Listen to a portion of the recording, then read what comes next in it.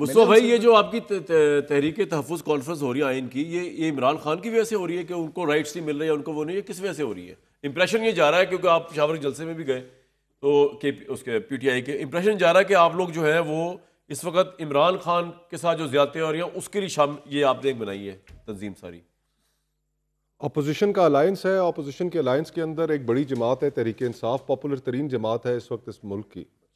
8 فروری کے الیکشن انہوں نے جیتے. میرے بھائی کہہ رہے تھے کہ ہمیں یہ اعتراض ہے بنیادی طور پر کہ یہ آئینی ترامیم جو انہوں نے کی ہیں یہ آئین کے بنیادی ڈھانچے سے متصادم ہے. یہ تو ہے ہی ہے، لیکن اس سے پہلے بھی ہمارا بنیادی ایک اور اعتراض ہے، اور وہ اعتراض یہ ہے کہ یہ 8 فروری عوام کے مینڈیٹ کے متصادم ہے. یہ ترامیم، یہ اسمبلی، اس کی کوئی لیجیٹمیسی نہیں ہے، یہ غیر نمائندہ حکومت ہے، اور اس غیر نمائندہ حکومت کو آئین کے ساتھ چھیڑ خانی کرنے کی کوئی ضرورت نہیں. اور یہ غیر نمائندہ حکومت کہنا، فارم 47 کی بات کرنا، یہ صرف ہم تو نہیں کرتے، بلاول صاحب نے بھی کی. آپ کو فائدہ بھی پرسوں وہ لاہور میں تھے، انہوں نے صحافیوں سے ملاقات کی اور اس میں انہوں نے کہا کہ میں جب بھی وزیر اعظم بنوں گا فارم 47 پہ نہیں بنوں گا، عوام کے حقیقی ووٹ لے کے بنوں گا. گورنر پنجاب سلیم حیدر صاحب، پیپلز پارٹی سے ان کا تعلق ہے، انہوں نے کہا پوری پنڈی ڈویژن ساروں کو فارم 47 پکڑائے گئے. یہ ان کے اپنے اتحادی ہیں. تو اور پھر ساتھ ہی ساتھ بلاول صاحب نے یہ بھی کہہ ڈالا کہ اس اسمبلی سے 2 ترمیمیں ہی کافی ہیں. ابھی یہ 28ویں کی لیکن اس کانفرنس سے آپ کس طرح کر لیں گے الیکشن؟ ہم جس چیز کے اوپر کنسنسس چاہتے ہیں وہ کیا ہے؟ وہ اس چیز کے اوپر چاہتے ہیں کہ ہم پوری دنیا میں، دنیا کی تاریخ آپ اٹھا کر دیکھ لیں، ہمیشہ جو ٹرانزیشن آف پاور ہے، انتقال اقتدار، وہ سب سے حساس معاملہ ہوتا ہے، اور جتنا بگاڑ کسی معاشرے میں، کسی ملک میں کہیں پہ بھی پڑا، وہ انتقال اقتدار کے ڈسپیوٹیبل ہونے کی وجہ سے پڑا.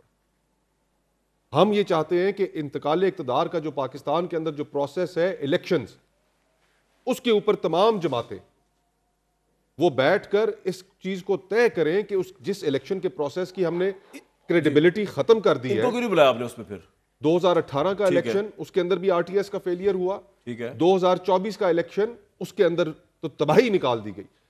جب تک ہم اس پروسیس کی کریڈیبلٹی کو دوبارہ ریسٹور نہیں کریں گے، انتقال اقتدار پاکستان کے اندر کبھی شامل کیا سر اس میں ساری پارٹیوں کے اندر؟ مسلم لیگ نون، میں تو دیکھیے ذاتی طور پر میاں نواز شریف کے ساتھ جو زیادتی ہوئی، جو انہوں نے ووٹ کو عزت دو کی انہوں نے بات کی، جو انہوں نے پی ڈی ایم کے اندر اپنا ایک کردار ادا کیا، ان کو وہ پاکستان کی تاریخ اور خصوصاً میثاق جمہوریت جو انہوں نے سائن کیا تھا شہید بی بی کے ساتھ، تو اس کے بعد سے میاں نواز شریف صاحب کے ساتھ جو کچھ بھی ہوا میں اس کو کنڈیم کرتا ہوں. ثاقب نثار صاحب، عدلیہ کا استعمال ہونا، یہ ساری چیزیں یہ میں کم از کم ان سے توقع نہیں کرتا تھا. میری تو کوئی حیثیت نہیں ان کے سامنے، بہت بڑے قد کاٹ والے سیاسی رہنما ہیں، بڑا ان کا تجربہ ہے، لیکن میں یہ توقع نہیں کرتا تھا کہ آج کی جو صورتحال ہے اس سے میاں نواز شریف صاحب جیسا شخص سہمت ہوگا. آج انہوں نے اپنی وہ تمام گفتگو، وہ تمام باتیں جن کے لیے میاں نواز شریف صاحب ایک زمانے میں کھڑے ہوئے، اس اقتدار کی خاطر انہوں نے وہ تمام اپنے اصول، اپنے پرنسپلز، وہ گفتگو انہوں نے چھوڑ دی. باقی جو مسلم لیگ نون کی جو شکل آج ہمارے سامنے ہے، اس میں محترم وزیر اعظم صاحب ہوں، دیگر ہمارے دوست احباب ہوں، ہم چاہتے ہیں کہ بیٹھ کے ڈائیلاگ کیا جائے. ہم چاہتے ہیں کہ ان کے ساتھ بیٹھ کر اس سارے کھیل کے کیوں نہیں کر رہے حدود و قیود طے کیے جائیں. لیکن آپ ذرا صرف پچھلے 1 ہفتے کی گفتگو تو سن لیں. سیاسی جماعت کو بین کر دیں گے، عمران خان کو اٹھا کر مچ جیل پھینک دیں گے، وہ بھی کہہ رہے دور دراز اس کی بہنوں کے اوپر پرسوں رات کو واٹر کینن استعمال کیا گیا، اس سے 1 ہفتہ پہلے بالوں سے پکڑ کر سڑک کے اوپر گھسیٹا گیا. یہ اقدامات اور یہ گفتگو، آپ بتائیے کہ کیا انہوں نے کوئی کنڈیوسو ماحول چھوڑا ہے؟ ہم تو چاہتے ہیں ڈائیلاگ ہو، لیکن ان کے اوپر کوئی ذمہ داری ہے.